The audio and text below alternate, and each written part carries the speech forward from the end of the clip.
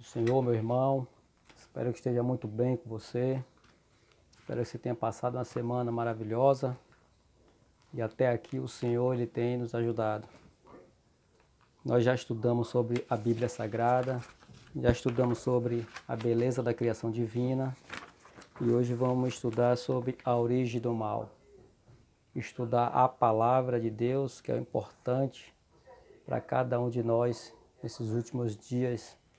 Temos que cada oportunidade, cada momento, cada segundo, cada minuto, nós temos que estar se aproximando desse Deus Todo-Poderoso que tem concedido a vida, tem colocado sustento em nossa mesa, tem nos abençoado, tem nos protegido do mal. E Ele escreveu essa carta de amor, essas lindas palavras para a minha vida e para a sua vida. E hoje vamos estudar um pouco, eu digo um pouco, sobre a origem do mal. Antes eu quero orar pela sua vida, quero orar pela minha vida, pela vida da minha família e pedir orientação a Deus para que Ele venha nos conceder, para que aí onde você está, você possa ser tocado pelo Espírito Santo de Deus. Que a palavra de Deus diz que de maneira nenhuma a palavra dele voltaria vazia. E a fé vem pelo ouvir. E ouvir então a palavra de Deus, que é o mais importante. E as demais coisas serás acrescentado. Amém, meu irmão? Grandioso Deus e eterno Pai, nesse momento, Senhor, te agradecendo pela tua graça, pela tua misericórdia, pelas nossas vidas. E agradecemos porque até aqui o Senhor tem nos ajudado. O Senhor abençoe esse homem, essa mulher, essa pessoa que está aí do outro lado, ouvindo a tua palavra. Que o Senhor também me abençoe e abençoe também a minha família, em nome de Jesus. Hoje vamos estudar sobre a origem do mal. E tem um relato aqui de Charles, aqui no estudo, sobre o historiador, né? O artista e poeta francês do século XIX. Só acreditava que Deus criou a natureza e os seres humanos para seres bons e maus, resultando no que parece ser uma mistura de ambos. Há quem concorde com Baudelaire, mas qual deve ser a postura do cristão?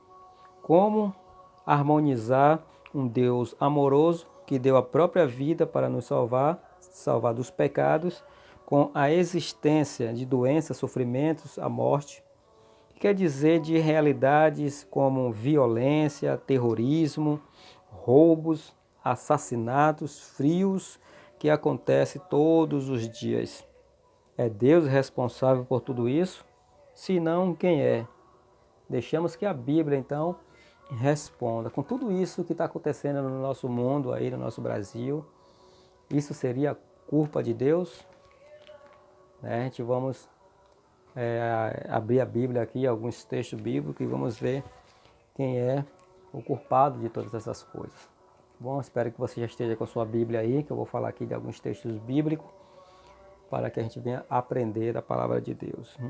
De quantos anjos é composto o exército de Deus? Deus é o Todo-Poderoso, o Criador dos céus e da terra, o dono do ouro e da prata, mas de quantos anjos é composto os anjos de Deus? Você sabe?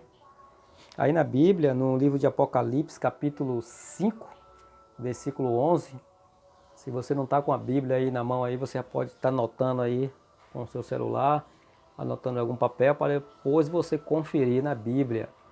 E se você tiver com a Bíblia, aí você abre no livro de Apocalipse, capítulo 5, versículo 11, livro de Revelação, que diz que os anjos de Deus é composto de milhares e milhões, de milhões e milhões e milhares de anjos. Então o exército de Deus é composto de milhões e milhões e milhares de milhares. Muitos anjos, incontável. Então hoje você aprendeu que o exército de Deus é composto de milhões e milhões e milhares de anjos. E eu acredito que também você vai fazer parte, ou você já faz parte do exército de Deus. Amém?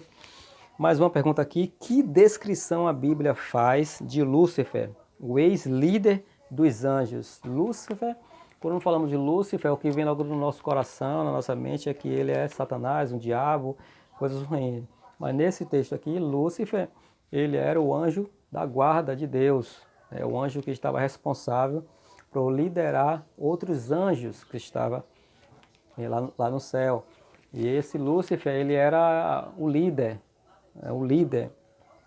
Então, a pergunta é, que descrição a Bíblia faz de Lúcifer, o ex-líder dos anjos? Né? O ex-líder.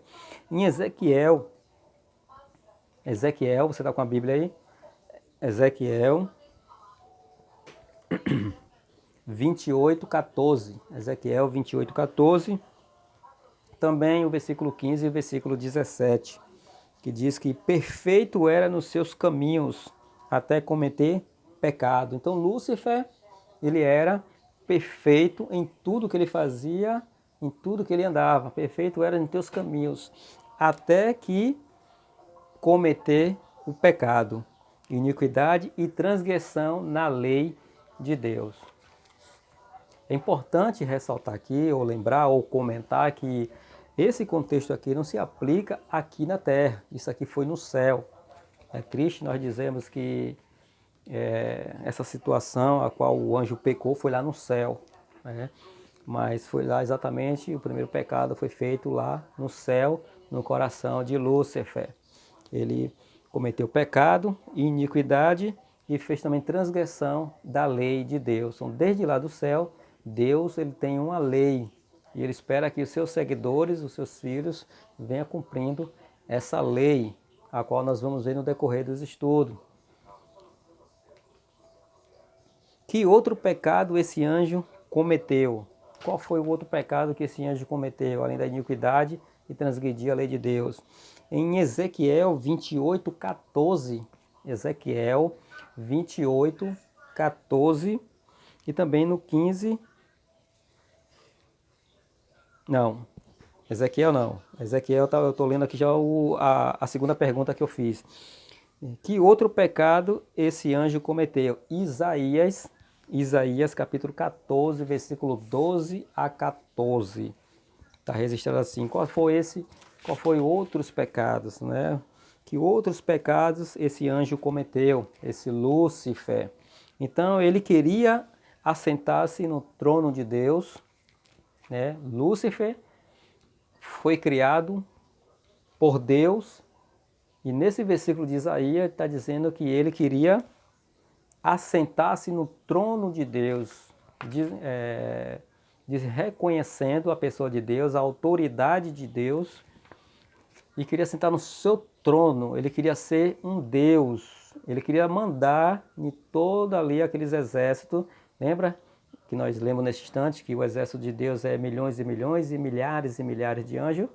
Então ele queria sentar no trono de Deus e mandar todos aqueles milhões de anjos, ser um Deus lá no céu. Outro pecado também, ele pretendia ser semelhante ao Altíssimo. Então Lúcifer queria ser semelhante ao Altíssimo, né? Uma audácia da parte dele. E o outro pecado, ele queria também mandar, né? Mandar em tudo ali, ser o líder. E eu acredito muito que nesse momento aqui, desse pecado de Lúcifer, depois da guerra ali lá em Apocalipse fala que houve peleja, houve uma guerra lá, Miguel e seus anjos pelejaram contra o dragão. Eu acredito que naquele momento que ele perdeu a guerra, que ele poderia até... É só uma meditação, que ele poderia até ter a oportunidade de se arrepender, né? Mas ele não quis se arrepender e foi expulso do céu. Então, qual foi o resultado da rebeldia desse anjo? Qual foi? Nós vimos aqui que quantos de anjos é composto do exército de Deus? Milhões e milhões, milhares e milhares. Que descrição a Bíblia faz sobre Lúcifer? Ele perfeito era nos seus caminhos e até cometeu pecado e transgressão da lei de Deus.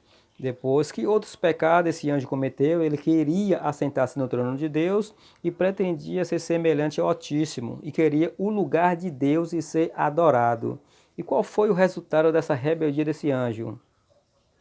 Houve no céu uma grande guerra entre Cristo e Lúcifer. Entre Cristo e Lúcifer. O mal surgiu no céu através de um anjo de luz que se rebelou contra Deus e passou a se chamar Satanás. Nesse conflito, a terça parte dos anjos se uniu ao inimigo e todos foram expulsos do céu, vindo alojar-se na terra. Então a Bíblia, ela diz para nós aqui, lá em Apocalipse capítulo 12, versículo 7, versículo 9, que houve uma peleja no céu, Miguel e seus anjos pelejaram contra o dragão, e Lúcifer foi o quê? Foi expulso de lá. Com ele foi uma terça parte dos anjos. Lembra que o exército de Deus era milhões e bilhões, milhares e milhares, então uma terça parte desses anjos veio junto com Satanás, com Lúcifer. Que advertência Deus fez a Adão e a Eva no jardim do Éden? Deus disse: não coma da árvore do conhecimento do bem e do mal. Se comeres, certamente morrerá. Deus colocou Adão e Eva no jardim do Éden e disse que ele não era para comer da árvore do conhecimento do bem e do mal, senão ele iria morrer. Contrariando a advertência divina, o que a serpente disse à mulher? A serpente disse: é certo que não morrerá, sereis como Deus. Quer dizer, Deus disse para ela, se ela comesse, ela ia morrer.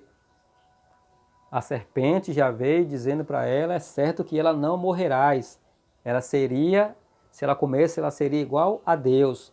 Então você vê aí as controvérsias de Satanás, já muitos anos atrás, 2.800 anos atrás, como ele vinha trabalhando já na vida dos seres humanos.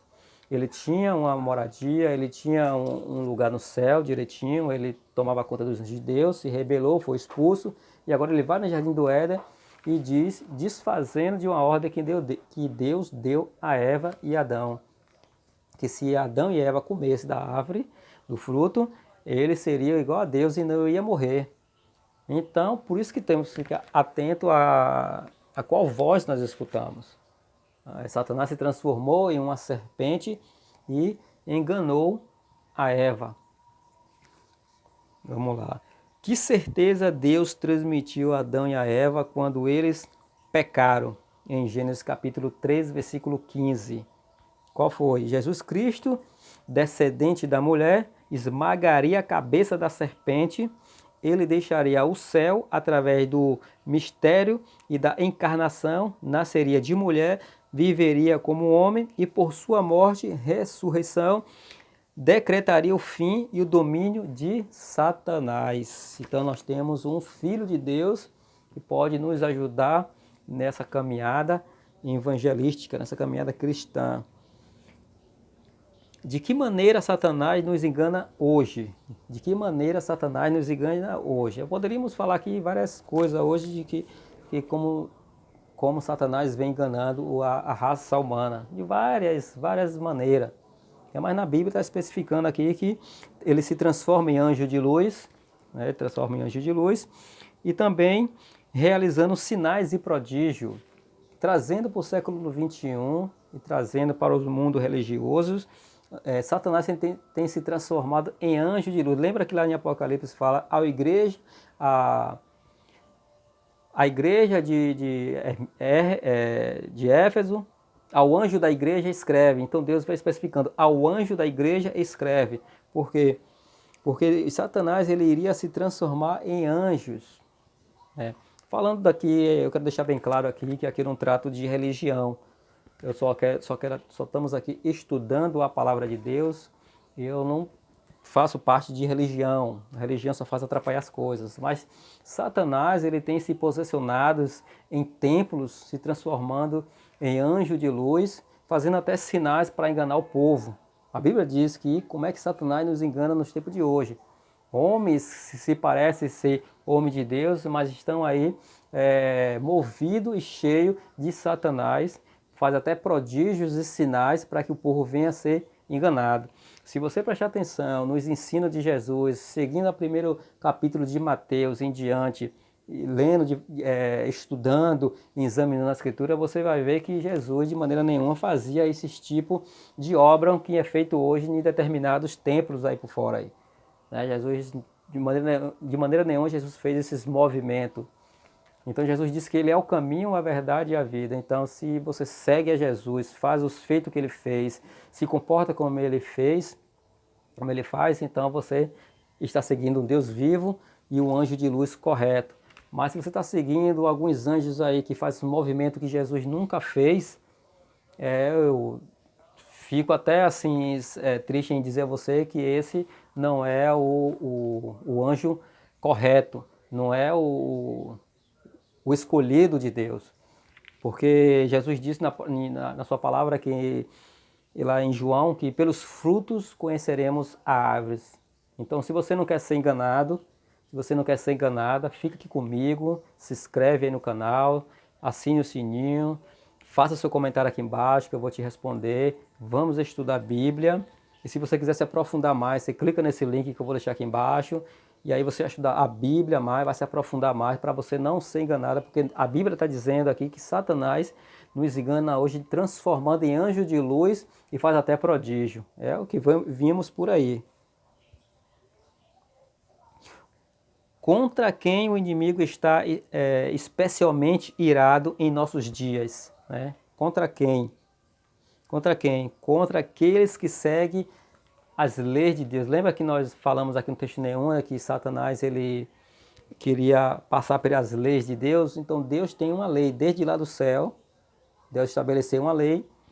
E hoje tem pessoas aqui na Terra, aqui no século XXI, que também se esforçam a viver essa vontade de Deus, essa lei de Deus, esses mandamentos de Deus. É esses que Satanás estão irados.